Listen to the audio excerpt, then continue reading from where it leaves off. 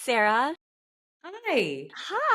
Hi. Let's inspire everyone to go back to their Italian roots today. So, welcome to What Yes, Lights Us Up. 100%. 100%. I'm here for this.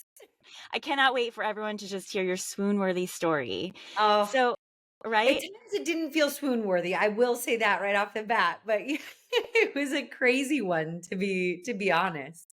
So, when I lost my job 2 years ago, I felt this calling to go back to the town of my ancestry, where my last name is from, where my grandfather was born, Yeah. and immerse myself in the food culture. And it was an Okay. incredible experience that was so moving that I felt called. This will be the third year going back. I'm going to be hosting a retreat with my cousin where I'm going to be bringing 6 people to live like a local in that small little town. Yes. And it's just so moving to me, the way of life, the small village in southern Italy. And you went back to visit the town of your ancestry, Yeah. but you were inspired to change your life and move there. So please tell us what inspired this visit and changing your life. Well, so my mom and dad really wanted to put this trip together.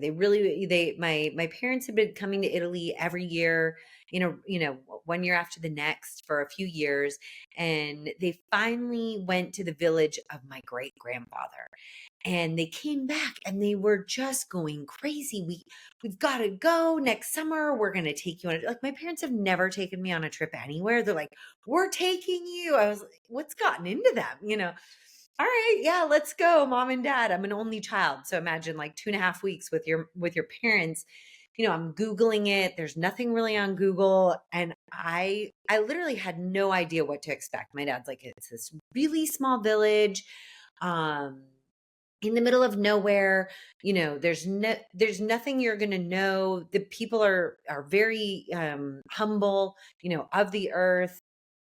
So we get off the plane and we're driving into this town, and there's a road up above the village.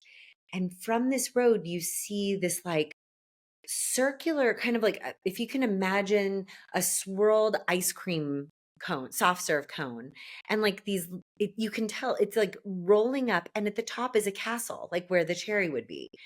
And I looked at this castle and I had goosebumps all over my body. It was, 95 degrees out. And I thought to myself, I've got to move here.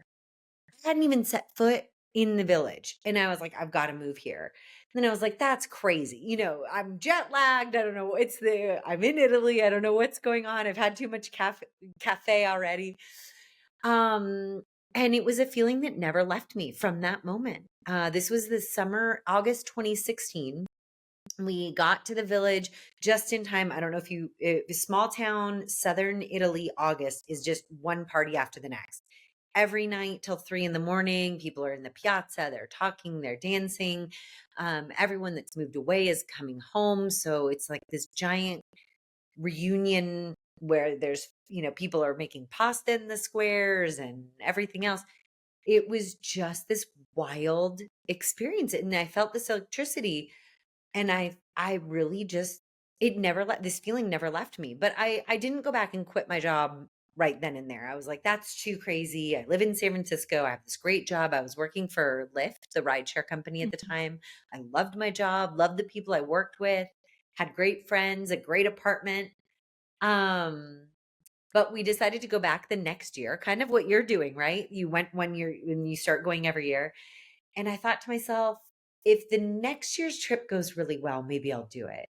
And the first question I got asked in 2017 by one of the friends that I had made was, well, when are you just going to come move here and be with us and help us bring tourism to this area? And I thought, okay, God, like I got it. That's my sign. And I decided I was just to quit my job and move there and see if we couldn't bring tourism to this amazingly undiscovered part of southern Italy. O Okay, so I'm an only child, so I just Are wanted to you? call that out. I'm also an only child, and that village sounds amazing, so maybe we should integrate it in my retreat. It sounds so Yes. cute. You should definitely come. And the craziest part is that they're all like that. There's so many of these like old villages with castles, because Yeah. this part of southern Italy, this part of Irpinia, we call it, it was like the country estate for each of the nobles that had their palazzos in Naples. So they all have these, at one time during the Norman Lombard Wars, the castles were watchtowers that then got built onto. So they're everywhere. It's crazy. And this is considered like a poor part of southern Italy, but we've got these incredible castles and this incredible history that you that brings just kind of an almost a magneticism to the air. Everyone that comes just feels it. At first I thought I was crazy. And then every guest just wants to move here. People ask me, how can I buy a house here? Nobody else has done it yet, but I've we have people that come back year after year because this place just calls to them. And I think it's really reassuring to me because when I did this, it was 2017. It was pre-pandemic, pre-work from home, pre-people just saying there's got to be something more to what we're doing. Um, and so part of me was like, I'm just having a midlife, quarter life crisis, a midlife crisis. I don't know. Um, but it turned out to be the best decision I ever made. I didn't even know I was looking for something else when I decided to do this. But the longer I've been here, the more I'm here, the more I interact with the people here, the more they've taken me in and made me part of their families. The more I realize I was looking for a big change from what I get from the States. And I'm lucky in that I go home, my family's still there, friends are still there. So I get kind of the best of both worlds, the best of America and the best of Southern Italian, small town life. It's the thing that I notice too when I go to the small village of my ancestry, the connection. It's like Yes, everyone lives next door to each other. right. They have lunch, dinner together every day. Mhm. And then I go home and I realize in the US it's like, okay, I'm sitting home by myself having dinner. Like we lack so much connection, and it was the biggest takeaway and the Yeah, biggest thing that I miss when I leave. It's like absolutely. you can yell over to the next door house and like, good morning, buongiorno, Yeah, Sarah, are you coming over for dinner? I joke it's kind of like Beauty and the Beast when Belle is like going through the town and everybody's calling out to each other in that morning scene, that one dancing scene. When I first moved, I had this amazing apartment, and it was snuggled in between two other families. So I had a mom on the right and a mom on the left. And in the mornings, I'd open my little window when I was making coffee, and they'd come and check on me. And I'm not kidding. It's exactly what you're talking about. If Mama Rita saw me coming home because would pass by her window around lunchtime, so she knew I hadn't made anything yet, she'd open her door or open her kitchen window and say, "Get in here. I've got food for you too." And like, it just doesn't happen in the United States. It's just, it's, it's so wonderful for someone who's never had that before. Villagers would be like, "Oh yeah, but everybody knows everybody's business," and that is a downside, I guess you could say.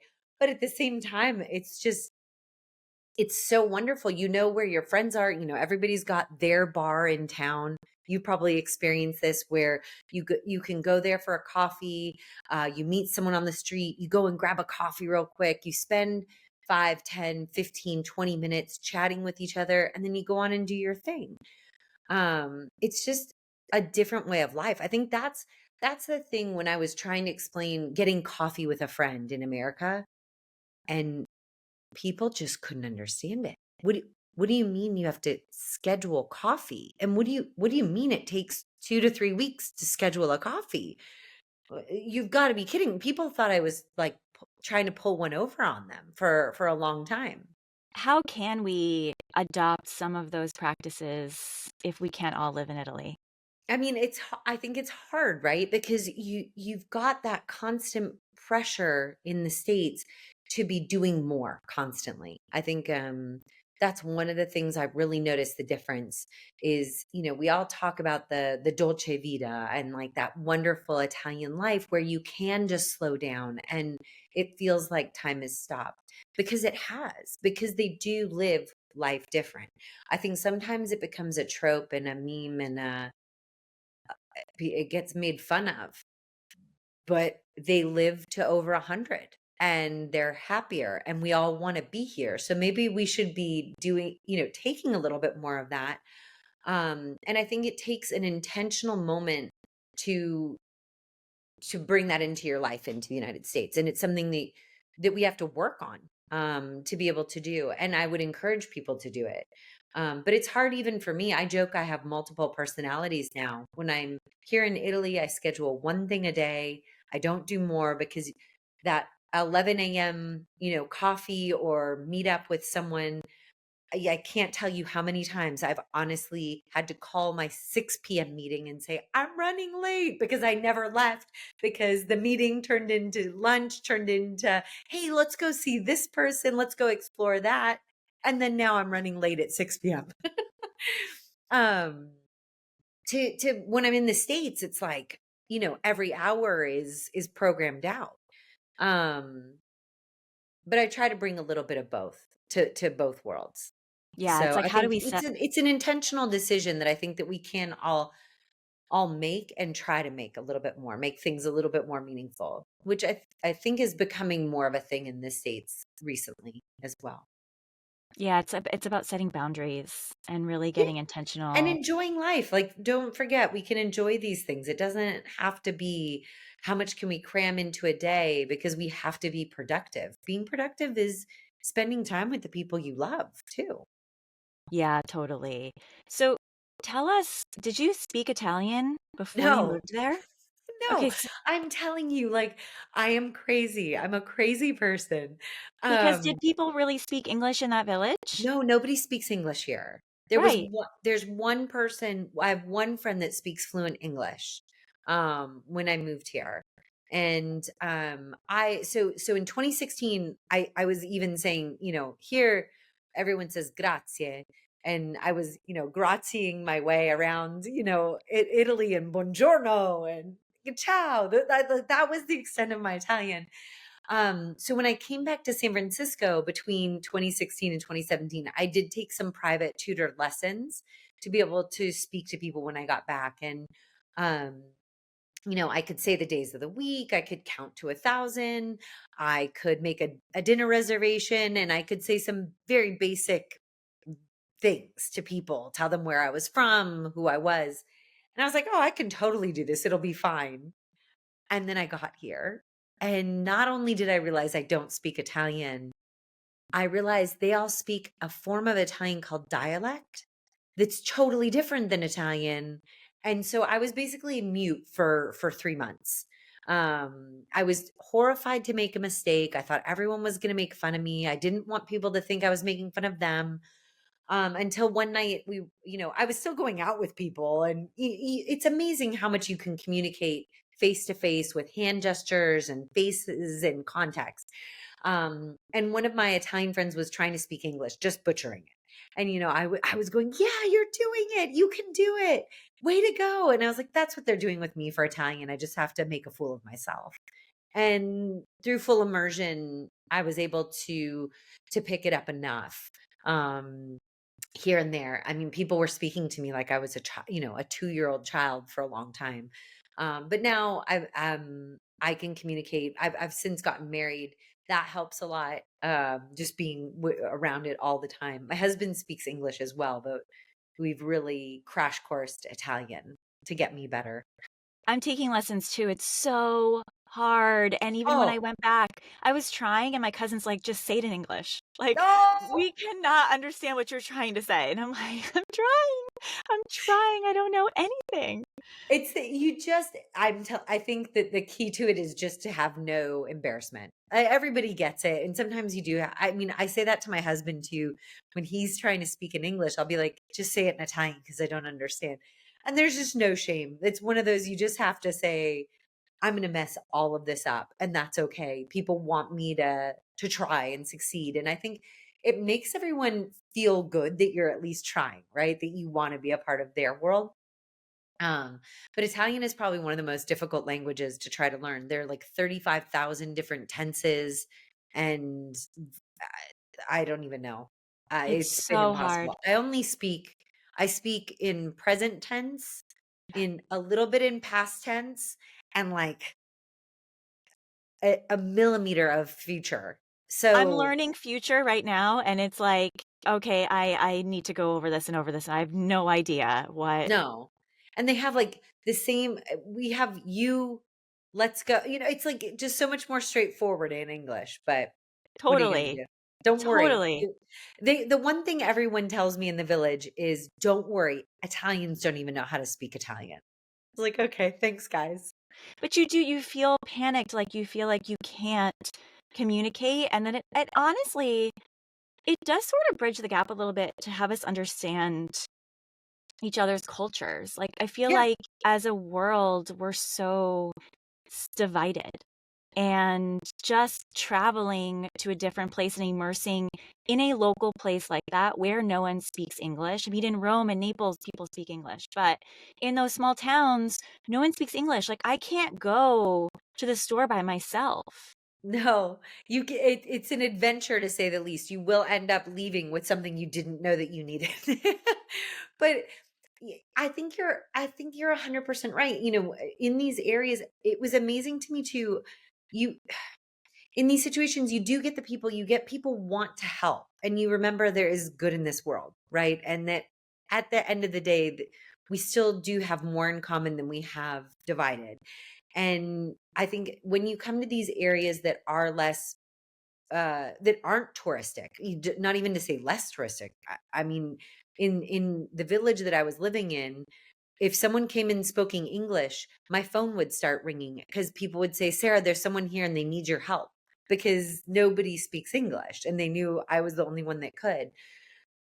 But it brings you together. It brings like that. Okay, we're all going to figure this out together. We're all going to help. We want you to have a good time. We want you to enjoy what we're doing. We want you to find what you need in the store. I think it is really amazing. And like I said, you're forced to kind of watch the people, watch their face, watch their hands. What are they trying to tell you? And that's something really special that you don't get if you're in Rome and there's always someone there that can just, or Florence, that can just tell you where you need to go. That's part of the travel adventure and part of the adventure of figuring out, what are you looking for? Why are you here in the first place in this small village where nobody speaks English? What is motivating you to go look for something different? What do you think we can find by Oh gosh. exploring the small? I mean, it's so different for everybody, right? What you find, and maybe even what they're looking for. So many people come here to either find family roots. So, in America, we're all from somewhere different.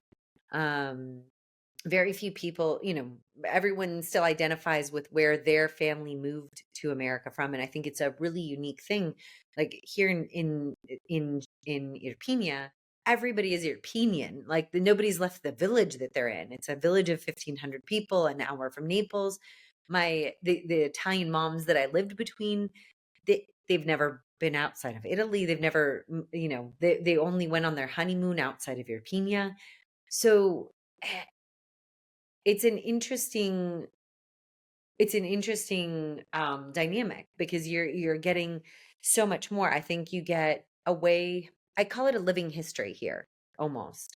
No, a living history, because people are still doing things the way they've always done them. Okay, so we have electricity, and instead of making your own tomato sauce but all by hand, they have an electronic grinder, but they're still doing it. Every August when the tomatoes are ready, every family is making their own tomato sauce here.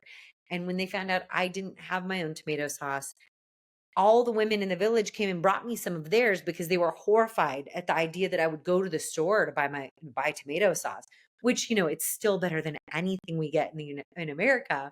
But now I have my own, my aunt, my husband's aunt makes our family's tomato sauce, and then I have a backup tomato sauce woman in case we run out, who makes all her own vegetables. I'm not kidding. This is amazing. I know. Amazing. I But know. it's so Italian. Like, you always have to have the backup to the backup. Like, what if something happened? Like, Oh yeah, God yeah. forbid it's not perfect. Like, that's how that's how Italians are, even Italian Americans. That's how I grew Yeah. up. Yeah, yeah, yeah. No, I mean, and we ran out of tomato sauce, and I was like, I get all my vegetables from a woman that grows them locally. It's a 2-minute drive from me. And I was like, by the way, do you have any jars of tomatoes? She's like, absolutely. And, we were okay. Okay. Never want to run out. Never want to run out. That's No, like the one rule of Italians. You don't want to run never. out. No, too much food is not enough food. But And I find cooking with someone also is this beautiful language and this exchange of energy that's sort of universal.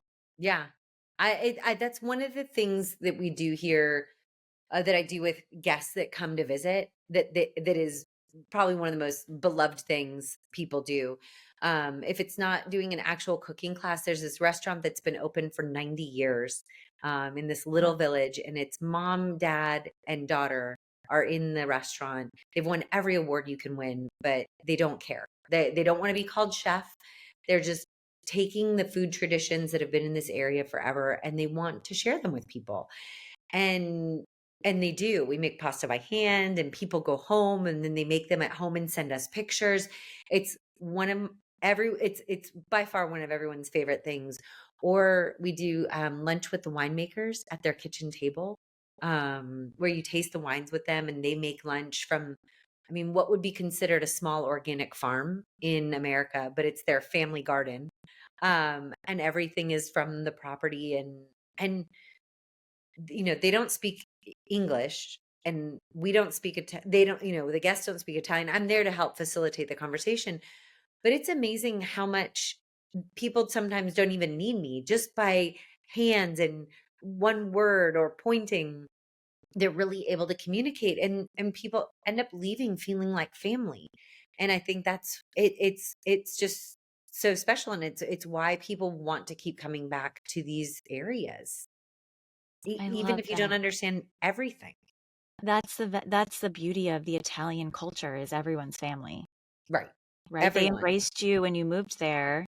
So Oh, tell us yeah. more about, so you had a job in the US. Were you able to change to remote work and keep your job, or did you just sort of No. say no? Okay, No. tell us. They were like, if you quit, it's like you can't come back in like 2 weeks and be like, I made a mistake. And I was like, yeah, yeah, yeah, no problem, no problem. I was like all in. I was totally fine.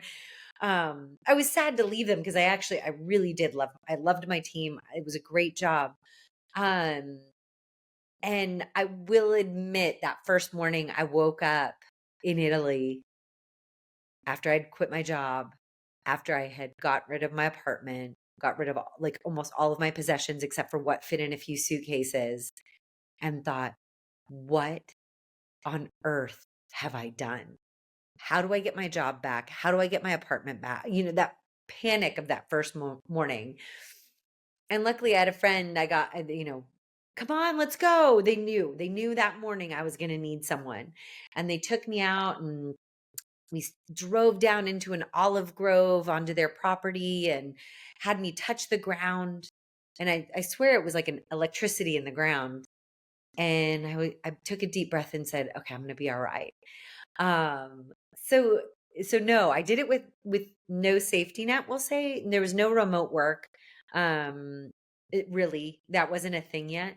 But I was able to do consulting. That was my backup. I knew I was going to need some runway, figuring out how do we bring tourism to an area that's never had tourism. I don't work in the tourism industry.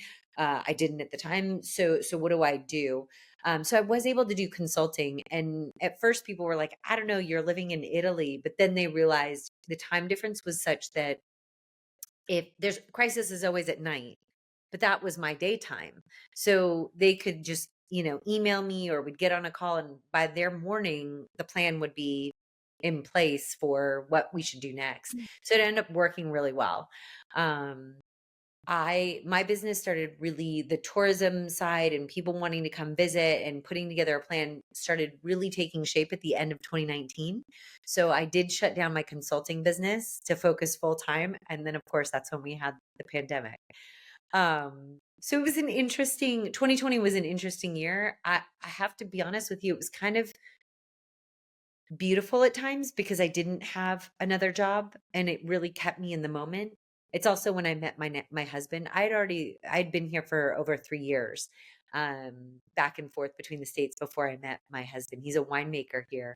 I'd started a wine club, and that's how we met. I fell in love with his wines and started importing them to the US. And then step by step, we fell in love as well. And now we've been married. We've been together 4 years. We got married over 3 years now. This is a Hallmark So movie. This it is is. totally a Hallmark It movie. is. It is. It really is. It's been incredible. But and now it's what we do full time. And now I have a winery as well that we do. I help with the harvest and So how did you get the word out? Like not being in the tourism industry, I'm sort of navigating that right now. I'm not in the tourism industry, and I care so much about sharing this experience that I experienced. yeah. And I'm sort of navigating, how do I get the word out? How do I build?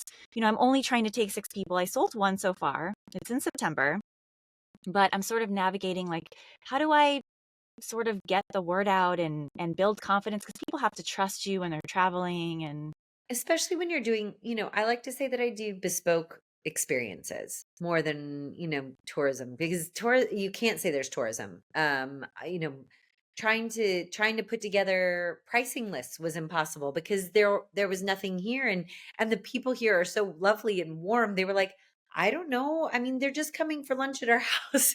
I was like, no, no, no, you can't be paying people to come and and experience these things, these wine tastings with you. You're opening your wines, you're making lunch. But that's like the generosity of spirit that people have here. Um, it was a lot of word of mouth, a lot of making connections. I know that you talked to Danielle from Feast Travel. She's been an incredible friend and partner in all of this. Finding other people that believe in this type of experiences, not just blowing into a city, seeing, whatever TripAdvisor says are the top 5 things and getting out. Really making connections with people that want to do connections. And of course, I've got a guy that has boats on the Amalfi Coast that can take you up and down the Amalfi Coast too. But um, it's just been slow and steady. I think that's the key, kind of like what I promote to people for what they should do while they're here, and going slow, and doing things the right way.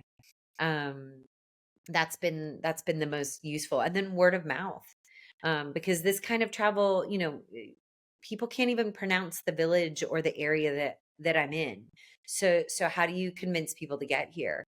And it's been really rewarding, because I think, like you, just having that crazy passion for this area and the people that live here. I don't care, I don't care about me. I want people to know them. And that comes, I think that comes through to people. I think they understand this is about coming and trying something totally different that you can't experience through, you know, any other site or any other known brand. You really need someone on the ground that's living here and breathing here and finding these things and is crazy enough to do something like this. you said it perfectly. Your friends helped you walk out into the olive grove and put your feet in the ground and really ground yourself.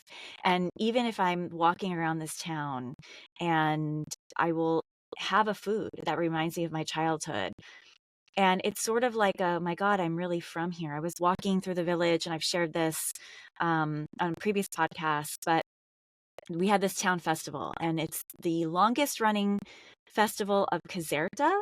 It's a Okay. food festival, and it celebrates the ancestral heritage of their culinary traditions. Okay, I'm coming, by the And way. people come, 100%. and the retreat's going to be around the festival. So people, they close their businesses in Caserta, and they come and have a stand at the festival in the town. And I walk through the town. They decorate the town. They paint. All of the houses are actually painted murals. It's No way. beautiful. They put baskets hanging and flower pots, and they change because Italy, everything looks closed. Yeah. Everything is just, they paint the town. And so my cousin had Hmm. donated, along with other villagers, had donated like photos, like black and white photos from the old times. And I was walking into the festival with my cousin, was walking me in, and she said there were like 10 photos, like framed, hanging on a wall, like just sort of as decoration within the festival. She said, "Oh my God, that's me as a baby." And we walk up to I wouldn't have known. I had passed it 2 days earlier from a hike, and I didn't know I knew anybody in the Yeah. photo. And she goes, "Oh my god, that's your great uncle." In the Oh, how photo, who special. had grown up in the US, but was born in that town. How My last special. name, my grandfather's brother. And I'm like, "Oh my god, I am really from here." Hmm. Isn't that Uh, incredible? it is incredible, and I'm fortunate enough to know where I'm from, but for some people, they don't know where they're from. Like, sometimes, like you said, people will visit these places to find their ancestral heritage or find their Yeah. lineage or find long lost family. What advice, like, I'm curious to hear your thoughts about how people can start to navigate that process if they don't really know where they're from? Sometimes it's hard, but I will say that the single most important thing when you start down this path is persistence. You cannot give up because look, you know how hard it is to do things in a government office in the United States? Times that by 10, and that's what we're getting in Italy because it's all who you happen to get on the day that you happen to get them. A lot of this, these small villages, they're not the city halls aren't even open every day. If you're lucky enough, like us, to know the village that you're from, having someone on the ground that can speak Italian and in English really is helpful. My dad had been trying to get family records from Gesualdo, from our village, and they told him that they didn't exist. And after I moved back, I was like, I'm just going to try. I'm here now. And I walked in and they had them and I got them. And my dad was, what do you mean? Like I try, all these things. But that's my example to everybody. You've got to just keep persistence, keep asking. Don't take no for an answer. If they say no one day, go back the next day. Say, oh, I might have some more information, even if it's the same information. You never know. If you don't know where you're from at all, in Italy, one of the really cool things is the last names are all regional for the most part. So you can Google where is this last name from and kind of help go from there. And then there are a number of lawyers that are helping your local consulate in the United States could be helpful to you in helping track down information from immigration papers. Um, and then, any here in Irpinia, I'm actually, the requests for help in tracing people's families have gone through the roof. People are really interested in finding it, either for citizenship purposes or just for curiosity. I think, we were talking about this a little bit earlier. In America, nobody's from America. So you're always kind of looking for that grounding, kind of going back to my olive tree moment, olive grove moment, that grounding of who am I? Where did I come from? Seeing your great grandfather's or great uncle's photo on a wall, it gives you a sense of place in like this crazy world that we're living in that's moving at 10,000 miles an hour. Um, so I think those are all some of the different resources on the ground. There's if that's the big thing I'm trying to help people in like Caserta, um, Benevento, and Irpinia. I'm helping where there's small little villages. It's a lot easier. Big cities is going to be a bit harder. Yeah, and I think it's a new trend, like you said. Everyone sort of wants to explore their heritage. Where do I come from? And then also, how did you, because you didn't actually move knowing your husband, so how did Yeah. you get citizenship to live there long enough? Like, I've thought about that. What if I want to live there? I'm a consultant. I can Right. move to Italy, but I can't stay there longer than 90 days. Right. So that's the first 3 years. That's why I was going back and forth so much, because getting, I thought I knew what I was going to do, but nothing in Italy is straightforward as it seems. Um, and I didn't want to get a lawyer and figure, I wasn't even 100% sure I wanted to live full time in Italy. And for me, it worked out really nicely. I was able to spend half time in Italy, half time in the US. Family and friends loved it. It was probably one of the best 3 years of my life, being able to kind of be everywhere I wanted to be when I wanted to be there. Um, but once, once I got the Irpinia side of things going and we were going to start accepting visitors, I did need to figure out how do I get to stay there longer. Luckily enough, that's right about the time I met my husband. God really took care of me on that one. I'm not going to lie. There are ways to do it. It would just involve, I recommend getting a lawyer, doing it all the right way. Um, but yeah. A lawyer in Italy, because you help people find their documents too. Like if they I were can. going to Yeah, pursue. absolutely. Absolutely. There are kind of like two or three lawyers that everyone seems to be using right now. As I'm helping people, they're like, "Oh, that's who was recommended to me too." So, yeah, I mean that for citizenship, it can be costly. It can be expensive, but and they just Italy did just actually change the immigration laws, the citizenship laws through the bloodline. So you always want to go to you go to a local consulate, contact a local consulate, find out what the situation is. But yeah, I can help people get their papers, or lawyers can. Um, the wait times are significantly lower if you come to Italy and do things through the Italian side of things as well. Is what Oh, I've learned. interesting. So if I had if I had to collect papers and I had the papers and I wanted to apply for citizenship, I could come to Italy and work with someone and sort Work of, with a okay, lawyer here. Yeah. Yeah. interesting. Okay. Yeah. Anything we need to know about, any tips on how to, like, what are the qualifications? Like, what do we need to have Ooh, to goodness. I don't pursue? even know because they're changing all the time. The biggest tip I can give you for anything that you're thinking of for family research is have as much information as possible, and dates. Birth dates are super helpful. Marriage dates are super helpful. In these small villages, um, they have these books and they go Okay. back to the 1800s, and everything is handwritten, your birth records, your marriage records from the older times. My marriage was in 2021 and we're in one of the books. I mean, it's on a computer paper, but we're in the book. Um, so any dates that you have, the names that you have, immigration documents, the really beautiful thing about these areas where there isn't, there isn't tourism in southern Italy as well, where so many people were forced to leave the area because of poverty, because there wasn't enough money. They want to help people find their roots. Like it's exciting it's exciting for them. It means that their village means something, beyond just here in southern Italy as well. So the more information you have, the better. The dates and names. Yeah. So we don't need death date. Like one of the ancestors I'm going through, I'm missing. So I have his birth date and a copy of his, I found the book online digitized and took a screenshot. So I Yeah. have the birth date in the birth book and I can go to the commune and get the record. I don't have the marriage. Oh no, the marriage record I can get because I think it was actually in Connecticut. He died in Italy, Oh. and we don't have. Actually, it could be a mystery because what's odd is his wife went back and forth between the US and Italy, and so did he. So we don't think either one of them naturalized. And she died in the US. He died before her, and he died in Italy. Huh. It's very interesting. And so maybe there's some sort of story there.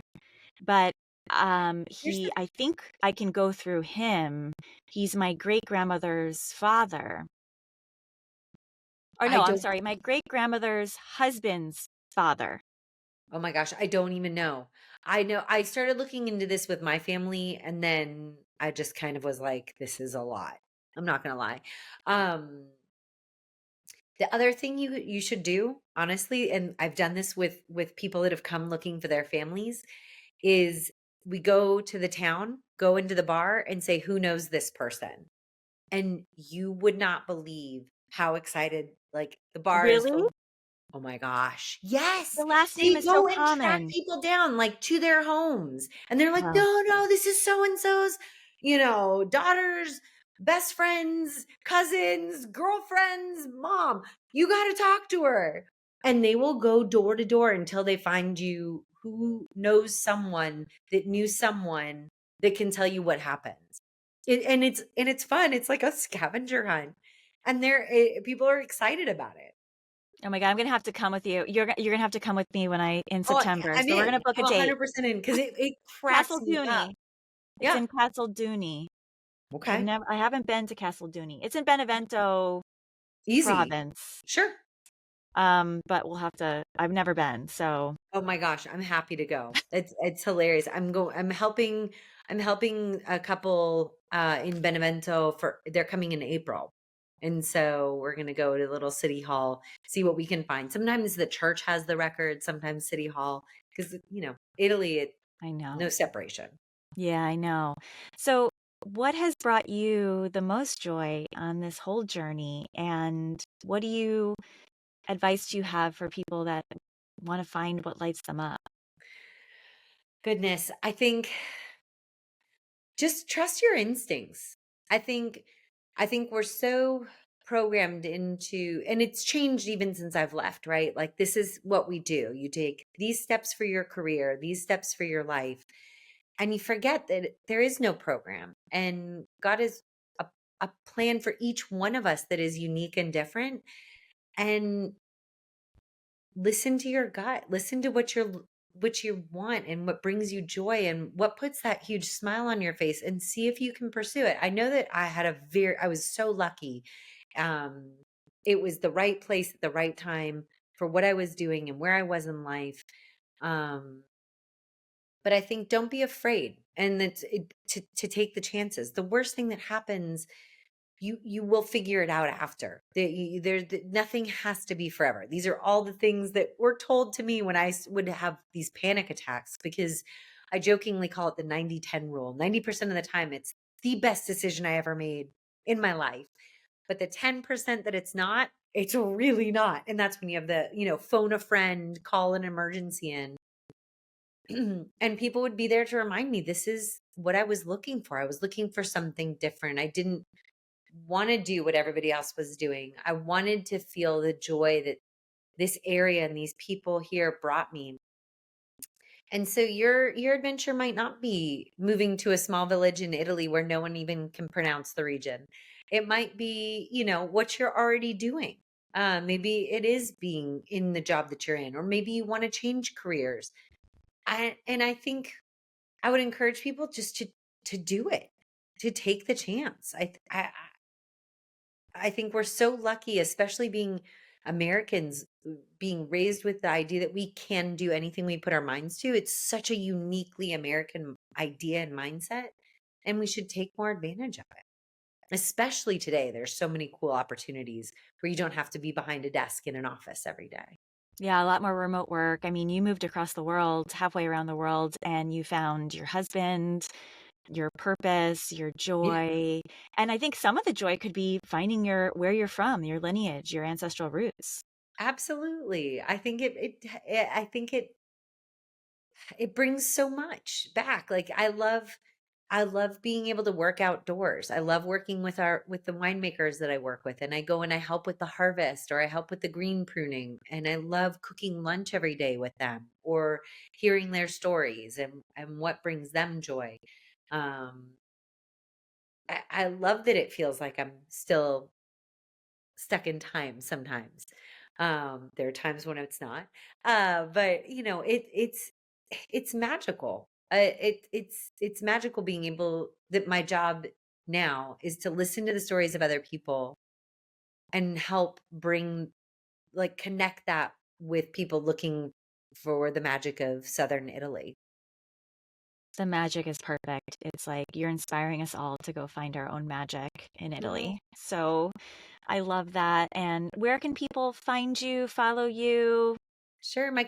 I'm on the authentic Irpinia, on the web and Instagram, and it's Irpinia. And yeah, they can contact me through Instagram, through the website. And we'd love to have people out here. I'm going to come visit, and Good. I I hope can't everyone wait. else will. Thank you Yeah. so much for this beautiful conversation. Super inspiring. Okay, good.